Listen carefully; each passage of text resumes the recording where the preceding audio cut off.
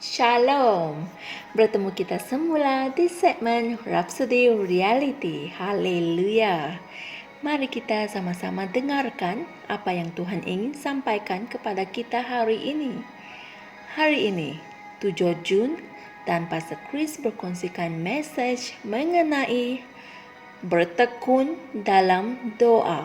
Haleluya. Ayat Injil pembukaan kita dari Kolose 4 ayat 12 yang berkata, Salam dari Epaphras kepada kamu. Dia seorang dari antara kamu yang selalu berusaha mendoakan kamu. Inilah firman Tuhan. Frasa ayat yang diterjemahkan sebagai berusaha mendoakan dalam ayat Injil di atas adalah agonizomai, ayat dari bahasa Yunani, dan ia bukanlah hanya usaha yang biasa. Ia bermaksud bertekun. Malah yang sebenarnya, maksudnya yang pertama sekali adalah memperjuangkan. Ia juga berarti bergelut atau berlawan dengan musuh. Haleluya.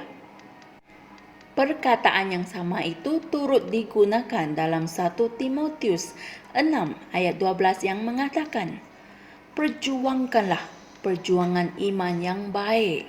Haleluya. Dan oleh Roh, Paulus memberitahu orang Kristian di gereja di Kolose bahawa Epaphras sentiasa berjuang untuk mereka dalam doa. Dia melawan kuasa iblis bagi pihak mereka. Itulah sebahagian daripada apa yang kamu lakukan ketika kamu bersyafaat untuk orang lain. Haleluya. 2 Korintus 4 ayat 3 hingga 4 mengatakan, Namun, jika Injil kami yang masih tertutup juga, maka ia tertutup untuk mereka yang akan binasa, yaitu orang yang tidak percaya, yang fikirannya telah dibutakan oleh ilah zaman ini, sehingga mereka tidak melihat cahaya Injil tentang kemuliaan Kristus yang adalah gambaran Allah. Inilah firman Tuhan. Di sini kita melihat mengapa kita mesti bertekun dalam doa untuk jiwa-jiwa manusia. Haleluya. Kemungkinan kamu mempunyai ahli keluarga dan orang yang tersayang, rakan-rakan, teman-teman sekerja, dan jiran-jiran yang pernah kamu jangkaui, dan mereka enggan menyahut panggilan keselamatan. Firman Tuhan menunjukkan masalahnya yang sebenar, yaitu syaitan, yaitu penguasa dunia ini, telah membutakan fikiran mereka. Dan inilah kebenaran. Haleluya. Bagi orang sedemikian, kamu mesti berjuang untuk jiwa-jiwa mereka dalam doa. Kamu menderita dalam doa syafaat untuk mereka. Kamu mengistiharkan dalam nama Tuhan Yesus, engkau roh jahat dari kegelapan yang telah membutakan fikiran mereka. Aku patahkan kuasa pengaruh kamu terhadap mereka. Dalam nama Yesus. Amin. Haleluya. Namun, kamu tidak patut berhenti di situ. Kamu berterusan bersyafaat. Hal ini dikatakan memperoleh kemenangan dalam doa. Amin. Kamu menderita dalam doa bagi pemikiran mereka, agar hati mereka terbuka untuk Tuhan dan dibimbing kepada firman Tuhan dalam nama Yesus.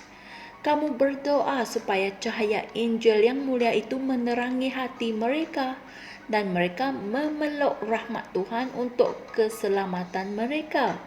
Kehadiran Tuhan menerangi hati mereka dan firman Tuhan menang dalam hidup mereka. Haleluya. Berdoalah seperti ini untuk rakan-rakan kamu atau ahli-ahli keluarga kamu yang belum dilahirkan semula, dan kamu akan merasa kagum dengan hasilnya. Puji Tuhan. Saudara-saudari sekalian, mari kita sama-sama berdoa.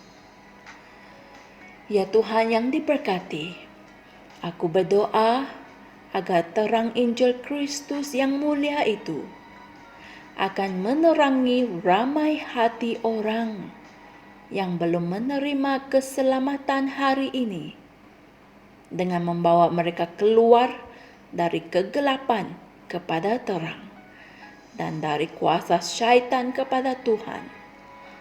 Dalam nama Tuhan Yesus. Amin.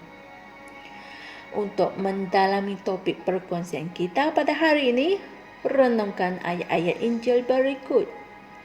2 Petrus 3 ayat 9 hingga 10 dan 1 Timotius 2 ayat 1 hingga 4.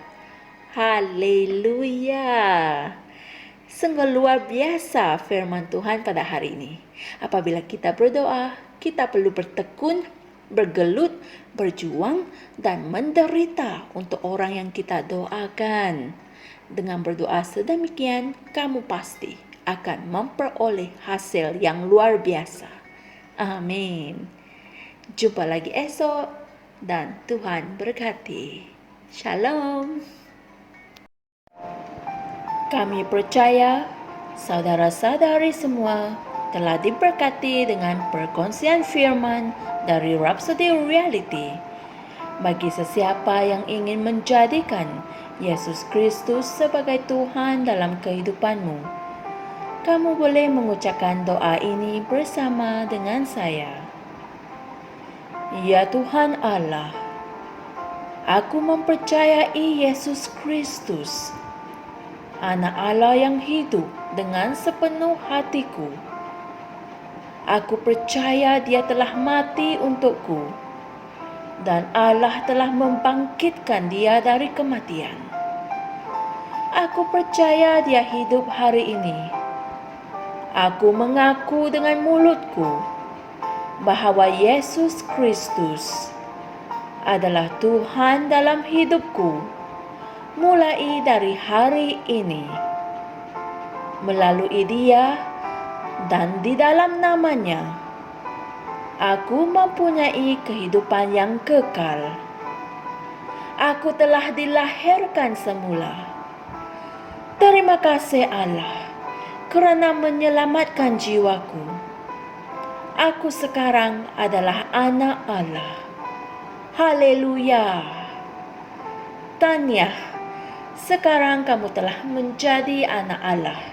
Untuk apa-apa sebarang pertanyaan atau untuk mendapatkan lebih banyak maklumat mengenai bagaimana untuk bertumbuh sebagai seorang Kristian, Anda semua boleh hantar mesej di akaun Facebook kami atau email kami di tni.msia@gmail.com.